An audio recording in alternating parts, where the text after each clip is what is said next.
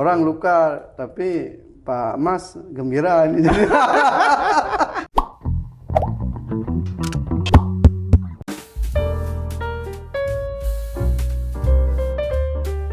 Pak Mas Yudi adalah dosen kesehatan di Universitas Serami Mekah. Betul. Nggak salah ya? Betul sekali. Oke, Bang. Poin langsung ke poin penting.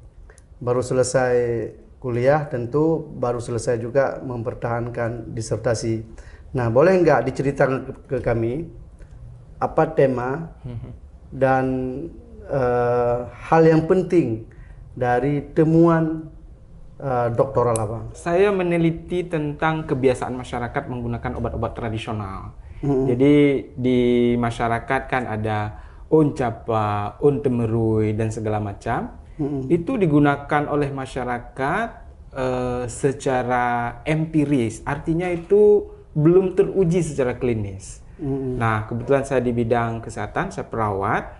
Di kampung saya ada uncapa, itu digunakan untuk obat kurap, obat gatai. Bahasa akademisnya apa uncapa itu? Uncapa itu Blumea balsamifera, kalau bahasa Latinnya ya.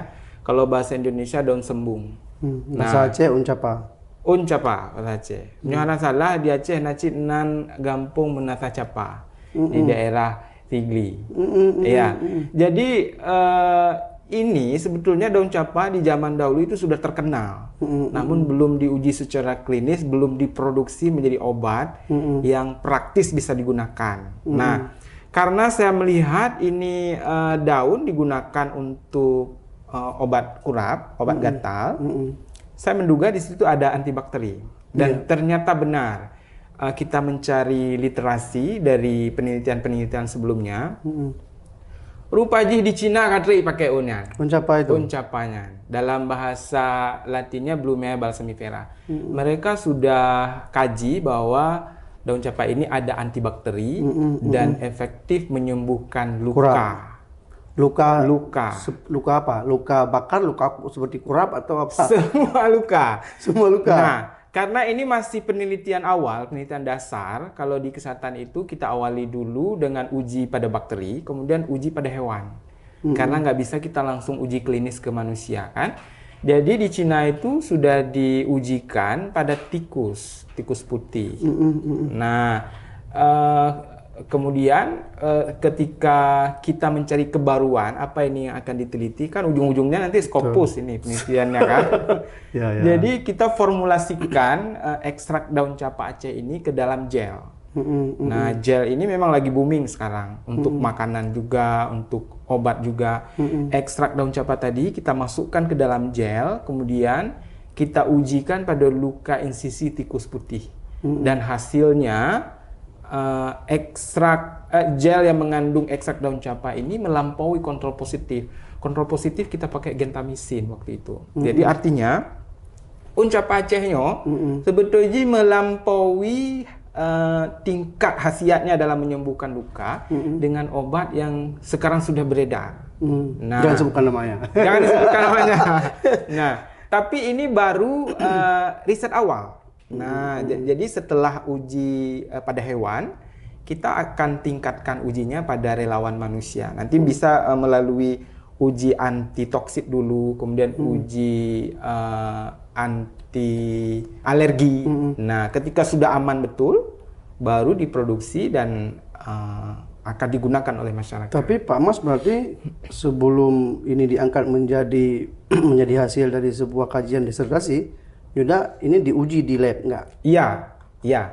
Jadi tahapannya saya melakukan pengumpulan uncapa tadi di kampung saya. Itu diambil di sana, di Aceh Selatan. Jadi daun capa itu kita keringkan, kita ambil ekstraknya, kemudian kita uji fitokimia dan gizi MS. Apa itu? Itu untuk mengetahui kandungan senyawa kimia yang ada di dalam daun capa. Kita mau konfirmasi apakah sama dengan hasil fitokimia dan gizi MS yang dari Cina tadi. Nah, kalau ini terbukti tidak sama, kita nggak bisa lanjutkan. Dan terbukti ternyata sama kandungannya. Artinya daun capa Aceh ini juga mengandung antibakteri. Yang bisa menyembuhkan luka. Yang bisa menyembuhkan luka. Segala luka. segala luka. Jadi kita coba pada satu Termasuk luka luka dulu. kurap. Awalnya luka kurap ya, kalau di kampung ubat kurap nyai kampung kamu gecok uncapa gue punyi-punyi, gebuh aja kena, insyaallah kurap pulih. Tapi jino kurap hanale, kajar ngurung kurap. Jadi kalau luka-luka misalnya luka terbakar itu bisa juga berarti. Bisa juga. Jatuh dari motor misalnya. Ya. Bisa juga. Bisa, tapi pada uji awal ini karena kita disertasikan mau cepat selesai nih ceritanya. Betul, kita uji di satu luka dulu. Oke. Luka insisi. Jadi luka insisi itu luka gores. Nah, di tahap berikutnya nanti setelah selesai S3 penelitian lanjutannya kita uji pada luka bakar gitu, pada luka DM. Sekarang ada luka DM itu bisa DM. juga sepertinya ya. Tapi perlu kajian lebih lanjut. Perlu uji lagi. Jadi perlu kajian lagi. Jadi kajian Pak Mas Yudi ini keren dan bisa berlanjut terus. Ya? Alhamdulillah. Jadi saya ini kan udah terpikir nyoluhnya luka pulau. Luka pulau gitu. Orang luka tapi Pak Mas gembira ini. Bahaya kali. Ini sekaligus memberikan solusi nanti. Karena Pak Muklis kan misalnya luka bakar. Ini paling sensitif dan susah untuk disembuhkan. Ketika pengobatannya misalnya dari luar sudah kering, itu belum tentu di dalam sudah sembuh. Itu kalau luka bakar ya. Jadi dia memang membutuhkan perlakuan khusus. Berarti nggak bisa sembarang. Misalnya begitu dapat daun capa itu lalu diusap-usap, digosok-gosok, ditaruh ini ya, nggak bisa? Nggak bisa seperti itu. Luka bakar yang selama ini menggunakan obat-obat kimia, itu ada juga hasil penelitiannya, itu menyebabkan luka menjadi kering dia. Oleh karena itu solusinya adalah bahan-bahan alam seperti ini. Jadi, waktu saya kecil itu ada entah nama apa, entah daun sikukuh namanya. Sikukuh. Ya dulu waktu saya jatuh di ini, kasih air liu sedikit, taruh sembuh dia. Sikukuh ya? Bukan itu ya? Bukan. Mungkin kalau kita lihat mungkin gambarnya sejenisnya, ya, sejenis. Onsi koko nanti saya cari juga onsi koko itu. Ide baru nih. Saya pun udah lupa juga. Betul namanya onsi koko. Betul. Tapi memang ada peluang itu kajian itu diproduksi misalnya. Ada betul peluang. sekali dan ini lebar sekali peluangnya. Bahkan di disertasi saya itu di sarannya kepada pemerintah untuk menghidupkan kembali obat-obatan tradisional dan ada potensi-potensi seperti daun capa ini kalau misalnya dibudidayakan dan kalau hasil temuan ini nanti terbukti ternyata mengandung khasiat obat yang banyak dibudidayakan oleh masyarakat itu akan meningkatkan penghasilan masyarakat juga seperti itu. Jadi besar sekali potensinya kalau sejauh ini ya walaupun belum selesai tuntas ini sampai akhir, tapi sudah terlihat gitu. Intinya berarti ada sisi ekonomis yang bisa juga dilihat dan berpengaruh terhadap kesejahteraan, efisiensi, karena kan nggak susah ya. Betul. Berarti ada peluang untuk diterapkan. Sangat besar, sangat besar. Tapi nggak bisa langsung daun capa itu diambil langsung dipakai, itu tidak higienis dan belum ada kajian teoritisnya. Tapi yang kita maksud di sini kita ambil ekstrak dari daun capa itu, kita formulasikan ke dalam gel lalu digunakan. Nah, gel itu nanti yang sudah mengikat. Jadi khasiat obat di dalam daun capa itu sudah dikunci oleh si gel itu. Itu dia ceritanya. Ada nggak Pak Mas melihat bahwa ada banyak obat-obat tradisional lain di Aceh itu yang efisien untuk diproduksi dalam jumlah besar untuk penyakit-penyakit tertentu, ada nggak? Dilihat dari sisi kajian Pak Mas. Banyak sekali. Apa contohnya? Contohnya unsur rapuh. Unsur rapuh, ya. Unsur rapuh itu kayaknya yang tadi saya bilang itu unsur rapuh. Bahasa Aceh unsur rapuh. Bahasa Indonesia apa tuh? Apa? Bahasa Latinnya apa? Belum dapat lagi karena bahasa Latin nah kita cari dulu ya. Jadi ons rapuh itu kalau orang sakit lamprut, getipek pak perut, kadang-kadang gejep. Betul. Itu artinya dia mengandung sesuatu gitu kan. Betul. Kalau orang sakit lamprut biasanya kan luka lamprut. Jadi itu kalau dikaji, saya yakin sekali ada potensinya. Selain itu, on kunyit, gampung, lebih-lebih lagi kalau di Aceh Selatan, di kampung saya ya, dunia perdukunan itu kan. Itu di mana masuk itu? Masuk. Tapi kita kalau kajian ilmiah itu asal ada barang bukti, hasil labnya bisa. Tapi kalau yang dengan jampi-jampi, dengan oral itu enggak. Jadi sejauh misalnya ada dukun di sana menggunakan tanaman tertentu, lalu kita ambil tanamannya, kita lihat, kita uji, kita kaji kandungan dari tanaman itu apa di lab, itu akan ketahuan gitu. Berarti ilmu perdukunan pun itu ada potensi dilihat. Itu apa ya istilahnya, menjadi referensi juga. Ya. Tapi biasa di Aceh Selatan tuh kalau bukan hanya Selatan, di dunia persilatan perdukunan, kalau hubungannya dengan arahnya itu ke tanaman misalnya. Misalnya seseorang memegang tanaman itu atau memakannya, lalu dia terhipnotis atau gila misalnya atau apalah, atau mengalami suatu penyakit misalnya, itu bisa ada. Kita kalau dari dunia eksperimen ya, misalnya orang di bagian ilmiah, itu kita jadikan sebagai referensi. Kita mengabaikan yang jampi-jampinya, tapi kita fokus pada objeknya.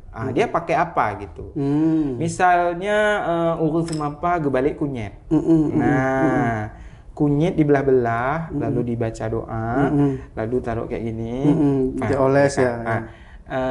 Bisa kadang-kadang orang percaya sembuh kan? Itu kunyitnya yang bisa kita kaji. Bukan jampi-jampi. Bukan. Tapi kalau orang antropologi barangkali bisa dilihat tagnya yang dibaca-baca itu apa. Bisa jadi ya. Satu lagi secara psikologis barangkali, kejiwaan. Karena kadang-kadang ketika ada orang pintar itu, keluarga besar percaya, memberi ketenangan, itu juga bisa memberikan kesembuhan. Udah ilmu psikologi berarti ya? Psikologi, kejiwaan, ilmu jiwa. Nah, seperti itulah. Tapi saya tertarik itu soal obat-obat itu. Artinya ada nggak di antara obat-obat tradisional itu yang memiliki potensi untuk diproduksi dalam skala besar? Ada. Apa misalnya? Jadi ada kawan saya, dia dosen biologi. Di mana? Di Serambi Mekah. Dia meneliti tentang biodiversitas dari tumbuh-tumbuhan, tanaman obat. Nah, semuanya. Jadi dia sudah punya list itu. Termasuk oncapa tadi ada dalam list dia. Nah, cuman beliau karena orang biologi, dia mengkaji aja nama-nama tumbuhannya biasa digunakan untuk obat ini. Nah, datang kami yang orang kesehatan, mengambil salah satu lalu menerobosnya ke dalam gitu. Memperdalam. Ya, betul. Satu lagi di sini yang jadi pelajaran ya bagi saya dalam studi kemarin. Kita memang harus berkolaborasi ceritanya. Dalam artian riset. Riset itu multidisiplin ilmu jauh lebih bagus daripada kita harus linear sendiri. Nah, ceritanya ini saya perawat kan. Ketika menemukan tumbuh-tumbuhan, itu perlu ahli biologi yang melakukan identifikasi herbarium, jenis tanaman, sifat tanaman dan lain sebagainya. Ketika kita mau tahu kandungan kimia dari daun capai itu apa, kita perlu ahli kimia. Betul. Nah, jadi pembimbing saya ada dokter hewan, ada perawat, ada kesmas, ada ahli kimia dan ahli biologi. Jadi lengkap ya? Jadi komplit ceritanya. Nah, ahli obat tadi ada juga. Ahli obat tadi farmasi ya, ada. Kimia ada, ada juga.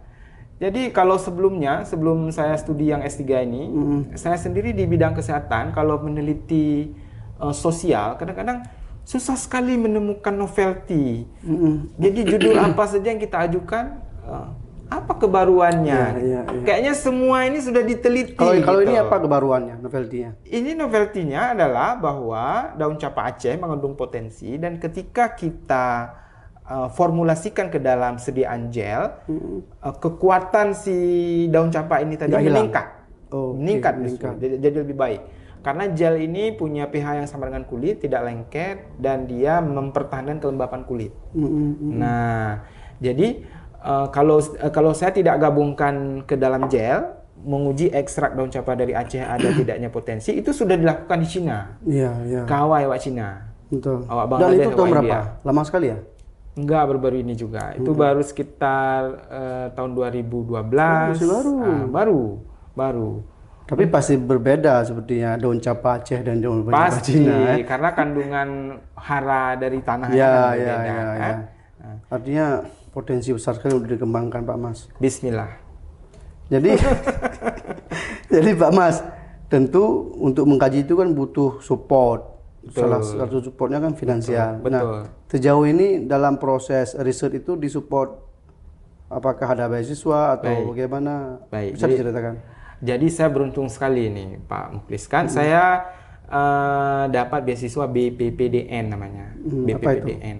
Beasiswa pemerintah dalam negeri. Jadi khusus untuk dosen. Ya. Nah, kita... Saya dapat itu juga dulu. Oh iya. Jadi ceritanya kita dapat 24 juta satu semester. Selama 6 semester itu yang dikasih ke kita. Yang SPP-nya mereka bayar langsung. Kalau saya hitung-hitung biaya riset saya kemarin itu ada sekitar 100 juta. Nah, jadi 24 kali 6 itu kan ada sedikit kurang dari 150 gitu. Jadi tercover dari situ. Kalau SPP memang mereka langsung bayar ke sana. Begitu. Dan itu apakah biaya seperti itu kalau untuk dilanjutkan mandiri kan agak susah. Iya. Bagaimana strategi berikutnya supaya topik kajian ini terus mengalir ya? Iya, betul. Gimana rencananya? Betul sekali. Jadi kalau ada rezeki, saya sudah ancang-ancang proposal, kita usul lagi hibah penelitian. Jadi di Kemendikbud kalau sekarang itu setiap tahun ada buka peluang untuk hibah penelitian untuk dosen. Jadi betul. Karena ini kan peluang sekali kan. Betul. Kan bisa diterapkan, bisa membawa kemaslahatan bagi masyarakat. Betul. Jadi mudah-mudahan nanti ada dan bisa kita lanjutkan lagi. Sebetulnya kan kalau kita mau hemat, kalau tidak didanai, sebetulnya kalau kita coba pelan-pelan juga bisa. Misalnya di riset mandiri. Misalnya sekarang kita kumpulkan dulu sampelnya, kemudian kita uji satu uji saja dulu seperti itu. Nah, yang penting ada niat dulu. Itu pasti jangan sama sekali nggak ada niat kan. Betul. Ngomong-ngomong, berapa tahun kemarin S3-nya? Alhamdulillah selesainya 6 Juni kemarin ya, 6 Juni 2022. Saya startnya 6 semester. 6 semester. Berarti lebih beasiswa. Beasiswa itu kan bisa diperpanjang 4 tahun. Iya, di tahun. Tapi Pak Mas selesai 3 tahun. Selesai 3 tahun, alhamdulillah. Keren kali Pak Mas ini. Saya 7 tahun Pak Mas. Beda cerita. Jadi strategi bisa cepat selesai 3 tahun? Karena jarang sekali dokter itu selesai 3 tahun. Apa strategi? Iya, saya sempat sempat trauma dengar cerita-cerita orang ya. Lama kali. Sebenarnya bukan di orang, di dirinya itu. Jadi terakhir ada rekan saya ini dari luar negeri kan, dia cerita kalau mau S3 itu kita harus curi start katanya. Curi start gimana? Kita harus siapkan dulu proposal sebelum masuk kuliah. Jadi kalau proposal itu kita mulai di semester 3, maka itu nggak akan terkejar selesai 3 tahun. Tapi proposalnya sudah ready dulu sebelum mulai kuliah. Ya, di awal semester 1. Nah, ini bermasalah kalau misalnya nanti promotornya nggak setuju dengan proposal kita kan. Betul. Kita siapkan 2. Berat memang. 2 buah proposal. Kalau udah masuk kuliah, semester 1, semester 2 itu kan kita kuliah-kuliah, tugas, keluar nilai, selesai. Begitu diberi kesempatan untuk bikin proposal, kita sudah punya proposalnya. Nah, beruntungnya di tempat saya kuliah ini, Demas, promotornya cari sendiri. Oke. Tidak ditentukan oleh prodi. Ini jadi referensi juga nih buat penyelenggara pendidikan. Jadi kita cari sendiri. Jangan fakultas atau prodi yang menentukan promotor, tapi diberi kebebasan kepada mahasiswa. Betul. Jadi saya cari sendiri. Saya promotornya orang yang sudah saya kenal semua. Dan memang sesuai dengan bidang keahlian proposal saya. Nah, yang pertama itu Pak Profesor Dr. Hanafiah, Bapak Dr. Said Usman, Ibu Dr. Marlina, Ibu Dr. Zumaidar, sama Bapak Profesor Nurdin. Nah, lengkap seperti saya bilang tadi, ada orang kimia, ada orang perawat, ada orang kesmas, lengkap semua. Nah, begitu semester 3 mulai proposal, proposal tanya kok jadi cerita aja. Betul. Di awal semester 3 langsung seminar proposal. Nah, itu trik yang pertama. Trik yang kedua, ujung-ujungnya kan skopus itu nanti hambatannya kan. Kita curi start lagi. Di awal proposal itu sudah bisa, kalau sudah seminar, kirim terus dulu data awal. Nggak harus tunggu selesai dulu penelitian sampai tahap 5. Jadi data awal identifikasi apalah gitu langsung kirim. Nah, itu kemudian yang berikutnya ini di semua tempat pasti ya, komunikasi yang bagus dengan promotor. Itu kamu curi bacur kan ali danyo. Kamu lamon-lamon. Skill komunikasi penting. Iya, betul. Jadi kita ini harus sopan, tidak menunjukkan kalau kita lebih bisa, tapi kita dengarkan saja. Atau kita lebih sibuk daripada dia. Oh iya, sibuk. Aku sibuk pula kau lagi kan. Jadi hal-hal yang seperti itu penting sekali. Satu lagi poin bagusnya di tempat saya kuliah ini, kalau ada promotor yang susah dihubungi, mahasiswanya sudah berusaha untuk menghubungi, lapor ke ketua prodi. Nanti akan dicek. Dan kalau sudah bermasalah, bisa diganti. Nah, mungkin di tempat lain juga kayak gitu, Pak Muklis ya. Ya, jadi itu saya pikir hal-hal strategi ya. Strategi ya. Strategi misalnya 4 strategi cepat menyelesaikan doktorat. Iya. Tapi Pak Mas berarti berapa? Ada 3 tadi ya? 3 atau 4? 4. Ya, yang pertama buat dulu proposal. Jadi 2 minimal. Di semester pertama. Sebelum kuliah. Ya. Sebelum kuliah udah buat proposal. Memang standarnya memang kan sebelum kuliah sudah ada proposal, tapi proposal sebelum kuliah sendiri, proposal kajian nanti sendiri, makanya nggak selesai. Iya. Dan kalau misalnya nggak cocok dengan proposal yang udah kita buat itu mungkin juga agak lama ya. Saya mungkin masuk kelompok yang kebetulan cocok proposal yang saya buat sebelum mulai dengan ketika diajukan. Mungkin karena ada novelty-nya juga ya, karena ini kan obat-obat tradisional. Menarik tuh. Ini menarik untuk dikaji. Karena sudah Pak Mas sambung lagi ke obat tradisional, bisa nggak Pak Mas coba kasih ilustrasi ke kami? Baik. Ya, bagaimana memberi pengetahuan ke kami cara praktek sederhana supaya uncapa ini daun apa bahasa Indonesia ya? Daun sembung ini bisa kami gunakan untuk luka-luka sederhana. Ya. Baik, terima kasih. Jadi uncapa bahasa Latinnya Blumea balsamifera. Nanti rekan Sago bisa Google ya. Nanti ini kalau gambarnya ada di HP saya nih. Ini mungkin nggak kelihatan ya kalau saya zoom. Set. Ini dia. Coba Pak Mas lihat. Nah, uncapa. Ya, besar-besar daunnya ya. Nah, besar-besar daunnya. Jadi kalau secara tradisional begitu ada yang gatal-gatal atau luka, ucapannya ditaco tahu piupi. Nah, ditbuh juga luka. Nah, karena dia mengandung antibakteri. Luka itu menjadi lama sembuh karena ada bakteri di situ. Infeksi, betul. Jadi kandungan dia itu ada antibakteri. Dan anti-anti yang lainnya masih sedang akan dikaji lagi. Yang Pak Mas lihat salah satunya antibakteri. Antibakteri kalau untuk luka. Kalau kami perawat kan luka kan. Jadi mudah sekali ini untuk ditanam di sekeliling rumah. Nah, tanya jino bacut-bacut menyo sakit bek jablo ubat apotek. Karena obat-obat kimia itu resisten dia. Resiko. Resisten itu istilahnya kalau sudah berulang kita gunakan dia tidak mempan lagi. Iya, iya. Nah, misalnya udah keras dia, harus obat yang lebih keras di atasnya ya. Betul. Misalnya antibiotik nih kan, orang demam, anak-anak pergi ke apotek beli sendiri kadang-kadang, nggak melalui resep dokter kan.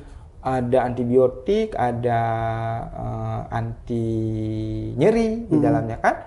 Itu kan kalau aturannya obat itu kalau diminum harus 3 kali sehari dan 3 hari. Walaupun sudah sembuh harus dihabiskan itu. Satu tablet 10 satu tampin itu kan. Nah, masyarakat kita kadang-kadang udah minum 1 hari begitu kurang berhenti terus. Ini menyebabkan resisten. Artinya obat ini tadi udah nggak mempan di dia. Jadi buat dia sakit tengok kan. Harus di atasnya ini. Oke, kembali ke cara praktek tadi. Ya, itu salah satunya. Kalau yang paling praktis, ucapannya upi-upi langsung kan? Kalau yang kami praktek daunnya berarti yang daunnya. Waktu kita ini kan udah berair sedikit ya. Langsung airnya ditaruh di bagian yang bukan daunnya, airnya itu. Airnya diperas kan? Nah, kalau yang kami ambil kemarin, kita ekstrak dulu dia. Ini mahal. Mau saya bilang mehong tadi. Mehong itu apa? Mahal. Jadi daun capa itu kalau diekstrak di lab, dimaserasi namanya, pakai pelarut etanol. Setelah unsur-unsur kimia dalam daun itu dibawa oleh si pelarut, dikeringkan. Ekstrak kentalnya itu, intisari dari daun capa itu dimasukkan ke dalam gel. Nah, itu sudah jadi salap praktis. Mungkin kalau yang seperti itu tidak bisa dibuat di masyarakat, dibuat langsung ya. Yang bisa dibuat langsung itulah tadi. Kalau ada gatal-gatal, daun capa langsung buah penuh. Nah, sebelumnya kan saya ada penelitian sebelumnya tentang kerjasama dukun kampung, dukun beranak, ngomidan desa dalam bantuan persalinan. Ucapannya, ibu dari dukun kampung. Salah satu jenis tumbuhan yang dicampur dengan kunyit dan lain-lain diminumkan untuk orang bersalin. Untuk orang pasca bersalin. Nah, iya. Kalau kepercayaan masyarakat di sana, di Aceh Selatan, ini bisa membuat luka di dalam itu cepat sembuh. Oh ya, orang melahirkan kan luka di dalam. Ada bagian-bagian luka kan waktu melahirkan. Jadi kepercayaannya seperti itu. Jadi waktu penelitian sebelumnya itu dulu, kita masih belum masuk lab, baru menemukan bahwa daun capa ini salah satu yang digunakan oleh si dukun. Tapi itu kita tunggu dulu. Sepertinya kita harus ada sesi perdukunan. Bagaimana? Cocok ya. Jadi kita perlu sesi perdukunan. Nah, ini lebih penting sebenarnya. betul. Gitu Pak Mas ya? Betul. Baik, makasih Pak Mas atas kehadirannya, dan ini sebenarnya diskusi sangat luar biasa Pak Mas ya. Kita nanti diskusi berikutnya tentang perdukunan. Penting ini. Baik. Terima kasih Pak Mas atas berbagi pengetahuannya, dan selamat sekali lagi atas raihan doktoralnya. Semoga bisa lebih mantap ya. Amin. Dan yang lebih penting, kajian ini perlu diteruskan. Wajib berdosa Pak Mas kalau Pak Mas meneruskan. Betul. Dan ini sangat membawa maslahat bagi masyarakat. Betul. Ya. Baik, makasih Pak Mas. Terima kasih.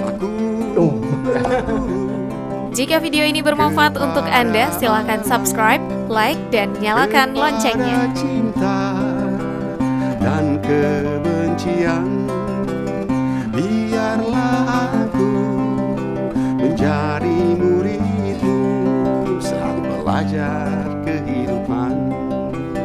Aku